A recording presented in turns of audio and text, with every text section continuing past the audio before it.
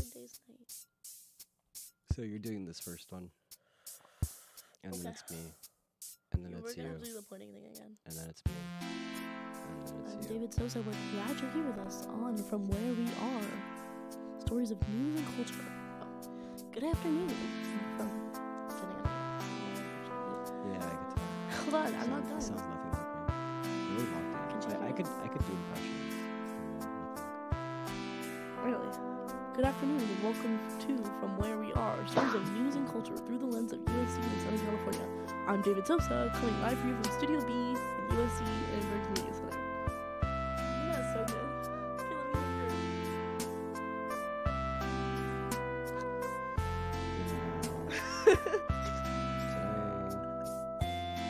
Today, kicked me out of the game. I told them I'm not getting out of my chair. But you're supposed to be doing the community shift. And I said yes. But I'm not leaving this chair. Probably wouldn't even know by the situation. Why is everyone calling me baby? Oh, you're Luca, bro. Yeah, That was really good. clearly not. No, I knew it at first, I just didn't want to say it just in case. Yeah, Luca talks like this. Mind you, I've met you once. Who are you? So they said it.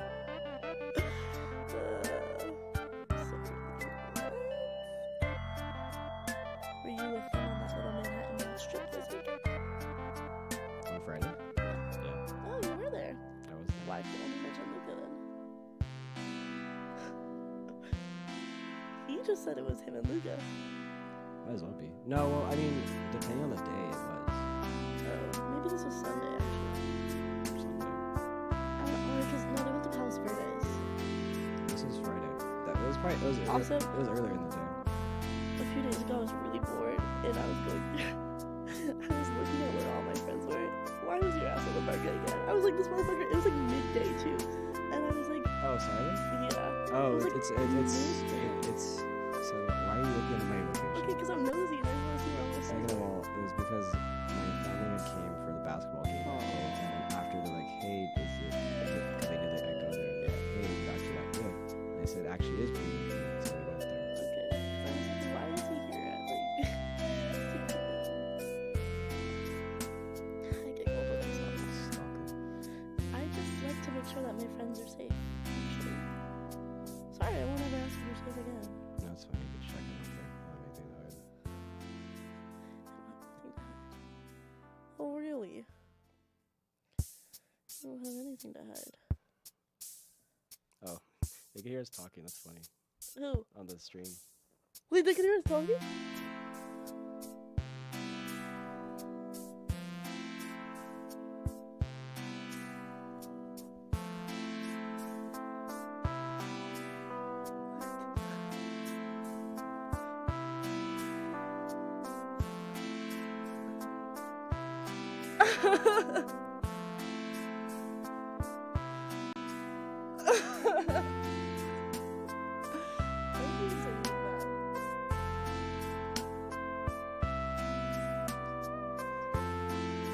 Just made it.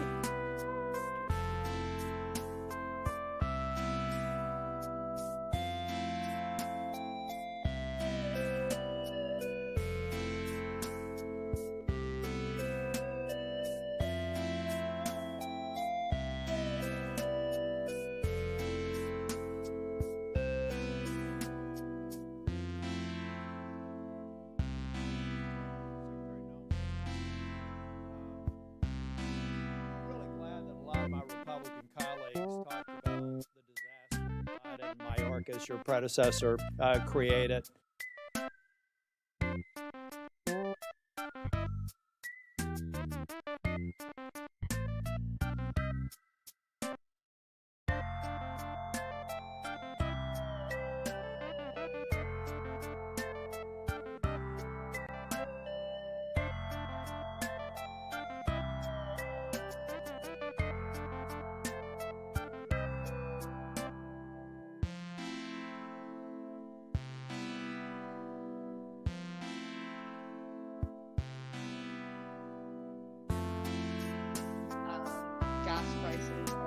sense from just 2 hours ago.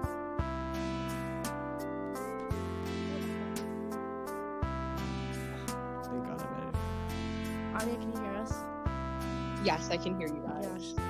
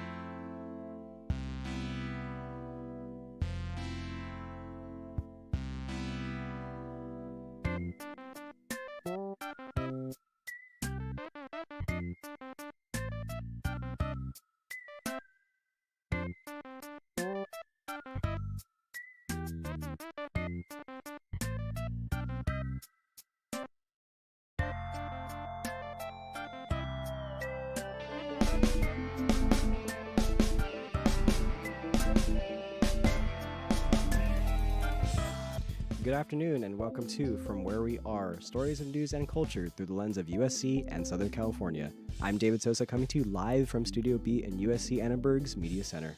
And I'm Lauren Worley. It's Tuesday, March 3rd. On today's show, the latest update on the ongoing U.S.-Iran war. Today marks 2 months since the U.S. operation in Venezuela, and we observe how gas prices go up following war overseas. All that and more on From Where We Are. But first, today's headlines.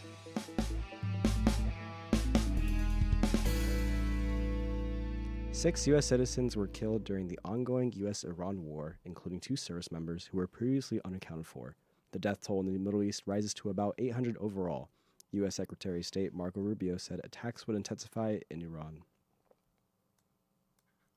The U.S. closed several embassies today across the Middle East, including Saudi Arabia, Lebanon, and Kuwait. The warning came as Iran retaliated in the region by launching missiles and drones, with an attack striking near the American embassy in Dubai. The FBI raid on Alberto Carvalho, the Los Angeles Unified School District's superintendent, followed a year-old inquiry from New York prosecutors on supposed fraud. The fraud involved a technology firm overseen by Carvalho, dating back to his time in Miami before his move to LA. LA city leaders will discuss tomorrow whether to pull millions out of the LA Homeless Service Authority's budget. The meeting followed ongoing problems with the agency's funds, citing oversight as the main issue. The undergraduate student government at USC questioned a Senate candidate over an anonymous online allegation claiming she voted for herself on someone else's phone. The USG panel exonerated the candidate after 4 of her friends testified in her favor. USG election results are expected later tonight. And those were some of today's headlines.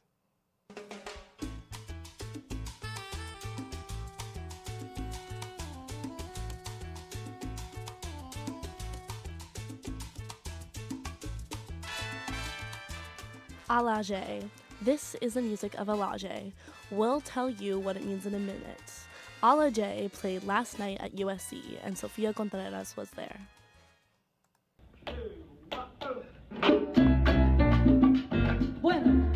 Viterbi sophomore Bashir Kavuli had never really heard of Afro-Latin jazz before, but after last night, I bet he made a new playlist.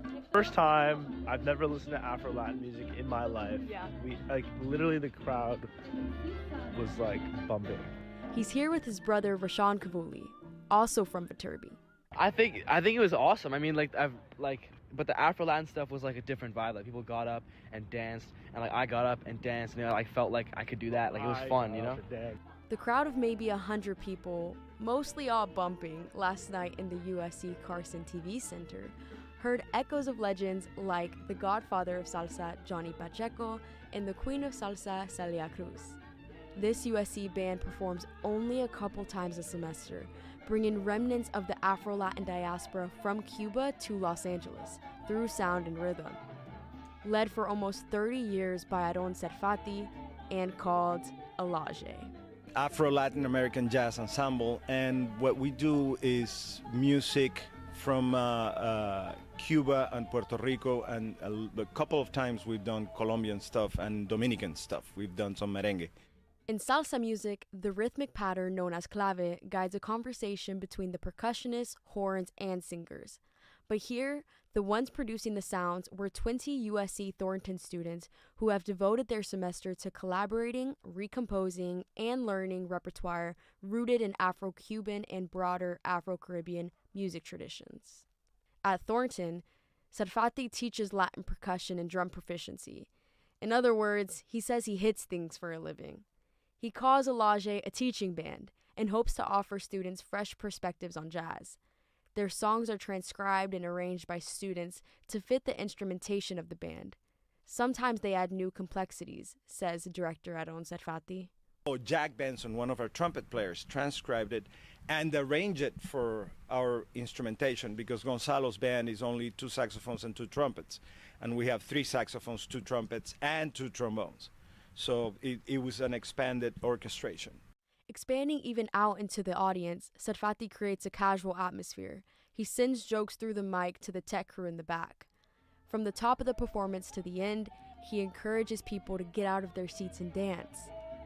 Toward the last song, couples and singles fill the aisles, and people aren't just bumping in their seats.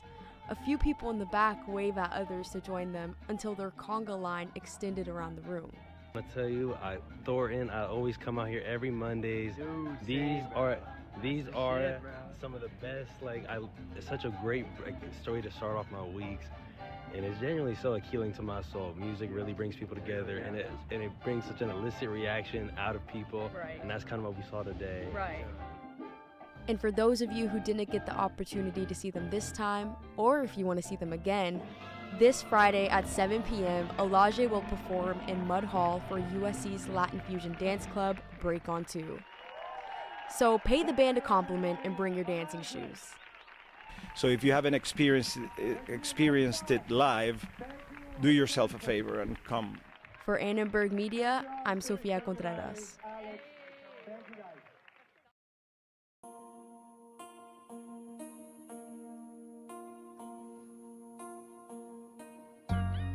Major disruptions are expected to hit the American oil and gas industry amid the recent U.S.-Israel strikes in Iran.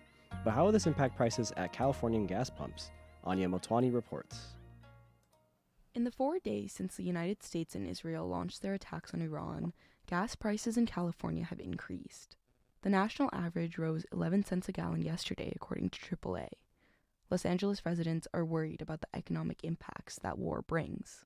The price increase is in part due to the disruption of trade through the Strait of Hormuz. That's a waterway that connects the Persian Gulf to the Indian Ocean, and it's one of the most strategically important choke points in the world. Before the war, about 20% of the world's oil supply went through the strait daily. Ben Whitney is a USC student majoring in accounting. He already finds himself spending more on gas. I don't know exactly where to place the blame, but I'm definitely frustrated with the prices. We're talking like $85 a tank, at least for what I fill up with. Gas prices in California were already some of the highest in the country, partly due to environmental policies and state taxes. Wednesday's state average was about $4.67 a gallon. up about 5 cents since the war with Iran started. Matt McLean is a petroleum analyst with Gas Buddy. He expects the increase in gas prices is just getting started. Because of developments in the conflict just yesterday alone, we tacked on an extra 10 to 25 cents per gallon for a round total of 20 cents to 55 cents per gallon.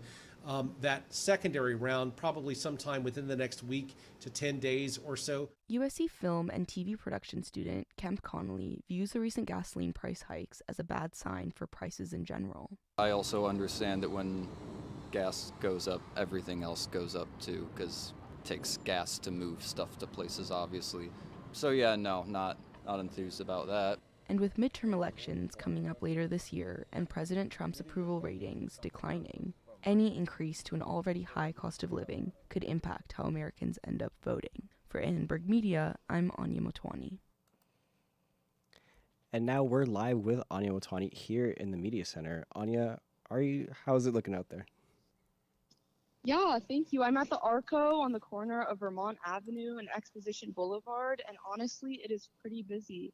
I'm seeing lots of cars pulling into the gas station, and I'm also seeing about a 10-cent increase in regular gas prices from just 2 hours ago when I was here last.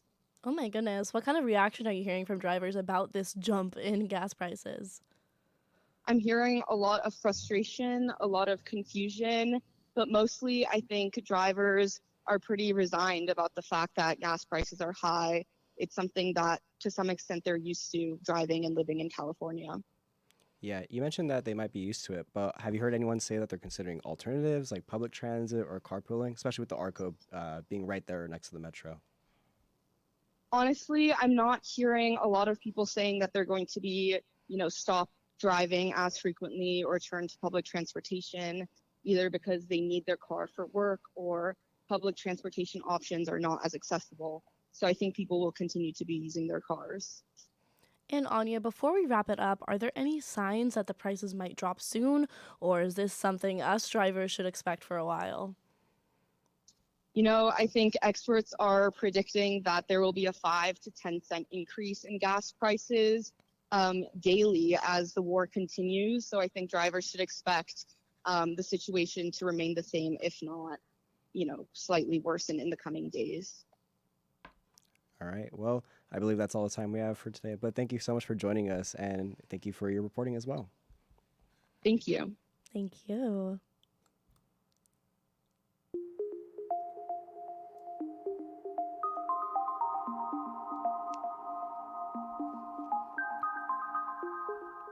I'm David Sosa. We're glad you're with us on From Where We Are. And I'm Lauren Worley. It's 23 minutes past the hour. Coming up, protesters and celebrations take over the streets of LA. We heard the Legality.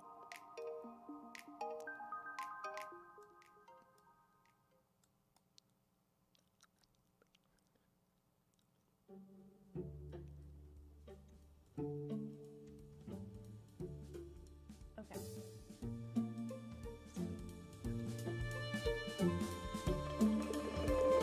Many across the country are following the US/Iran conflict closely, but the specifics are extremely complex. What does the US Constitution say about actions like those taken this past weekend? What's the domestic legality here? And most importantly, what comes next? Mike Splatanis reports. President Donald Trump coordinated with the Israeli government to launch what were called defensive attacks against Iran over the weekend. Many across the country are locked in fierce debate as to whether or not President Trump's failure to inform Congress beforehand was legal, constitutionally speaking. On one hand, Section 8 of the first article of the U.S. Constitution names Congress as the sole authority to declare war. On the other hand, Section 2 of the second article of the Constitution names the president as commander-in-chief of the military, allowed to sanction militaristic measures, be those defensive or counter-defensive. So, which constitutional role takes precedent over the others? Has this ever happened before in U.S. history? We spoke with John Rowe, a professor of American Studies and Ethnicity at the University of Southern California. Rowe first discussed casus belli, a Latin phrase concerning justification of war. He noted this important time that Article 2 was invoked. The Gulf of Tonkin resolution, which formally justified President Johnson declaring war against North Vietnam, was based on the claim that U.S. naval vessels had been attacked by North Vietnamese naval vessels. It's since been proven that those were completely made up claims. They were utterly false. The other case, I believe, I'd have to check this, but I believe was in the case of George W. Bush justifying the invasion of Iraq. And I believe before that, H.W. Bush's justification of attacking Iraqi forces in Kuwait in what we refer to as the Gulf War I. I think in both cases, Article 2 was invoked. The Trump administration believes that an Iranian nuclear arsenal is a direct threat to NATO forces in the area. What were the justifications for invoking Article 2 for George W. Bush and Dick Cheney? It was weapons of mass destruction, the old WMD argument. And of course, as it turned out, Saddam Hussein had no weapons of mass destruction. So that, like the Gulf of Tonkin case, was based on fraud or a lie. One argument against announcing such action in Congress could be U.S. operational security. In other words, the risk of a leak, which could put U.S. service members' lives at risk. Well, it's just what Marco Rubio said yesterday. He said, we can't inform 553 members of Congress. He didn't say why, but the assumption or the implication was because somebody among those 553 was going to, not be secure.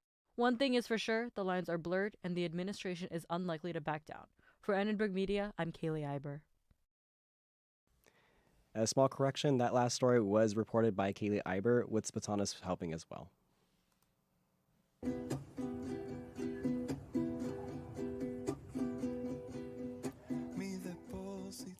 It's been 2 months since the U.S. arrest of Venezuelan leader Nicolas Maduro.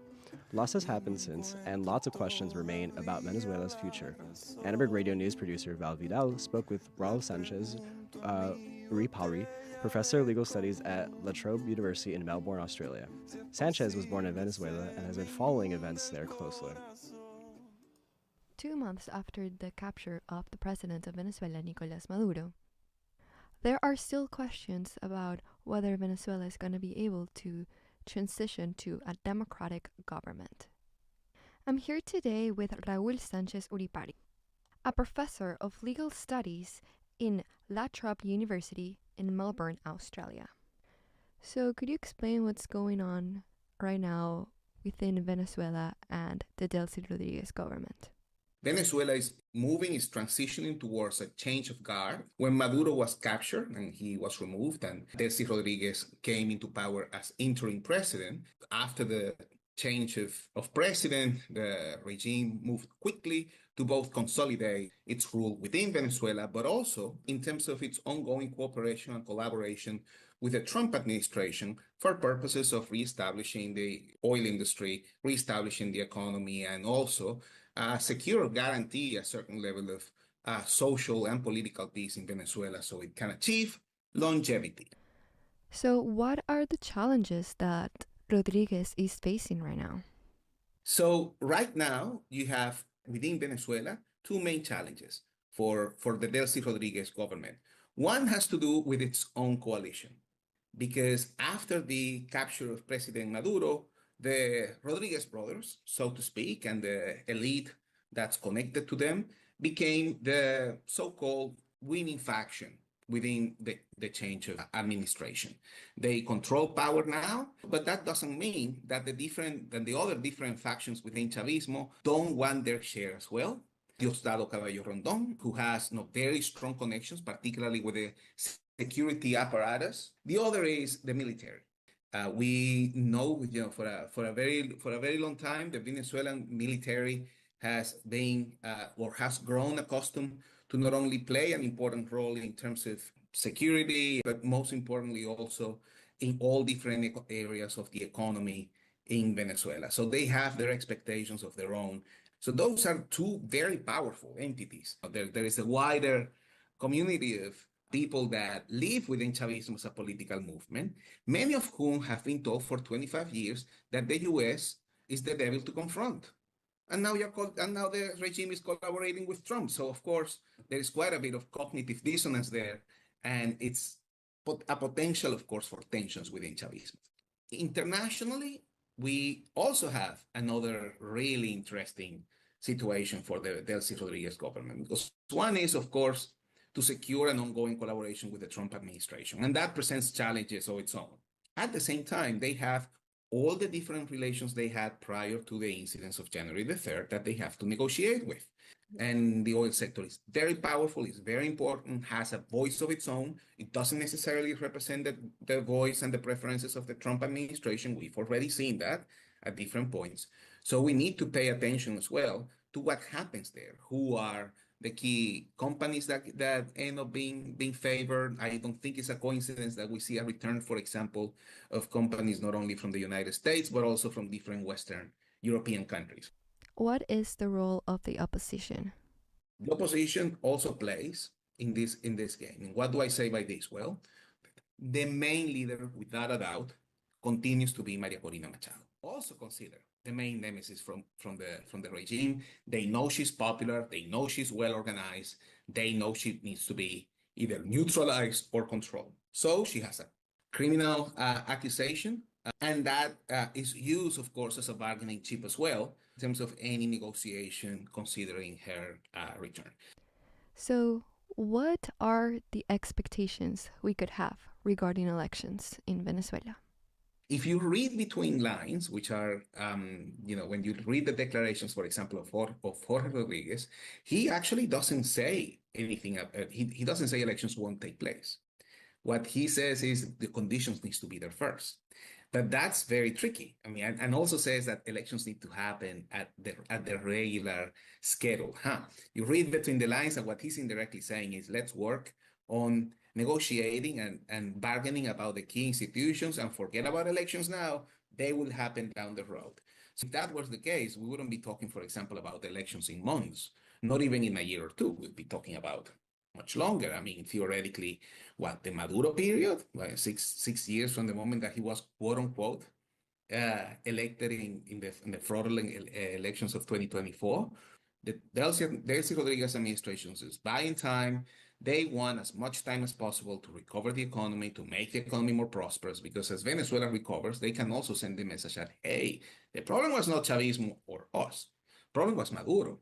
The problem was how things were being played out in the past. The problem was that opposición apátrida that's been fighting against us. No, we are not the problem here. We are, we're the ones who are actually recovering the economy. Vote for us. We're looking at very interesting years, not clear when we're going to have elections. I think having elections is a very strong expectation from the Venezuelan people and different political actors, and of course, the Trump administration. So elections will happen. The question is when, and the question is how. And the when and how will determine how this goes, of course. Yeah. Well, thank you so much for meeting with me. I hope that this was helpful.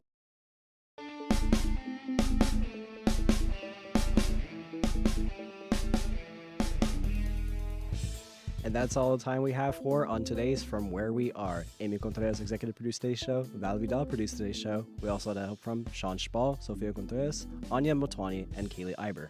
Our audio director is Leslie Berenstein Rojas. Our board operator is Grayson Solomon. Our live stream manager is Kayla Shu. And Derek Renfro composed our theme music. Catch us live on YouTube at Annenberg Radio News, Monday through Thursday at 5 p.m. Subscribe to From Where We Are, wherever you're listening to right now. Finally, don't forget to follow us on Instagram, Annenberg Radio. I'm David Sosa. And I'm Lauren Worley. From all of us at Annenberg Radio. Wherever you are, we hope you'll join us again for From Where We Are. So, are you worried about those gas prices? I'm so worried. I'm shaking in my boots right now, actually. Yeah, I'm worried I'm not going to be able to power my little electric drivable car that's made for little kids. Yeah? Power wheels. Power wheels.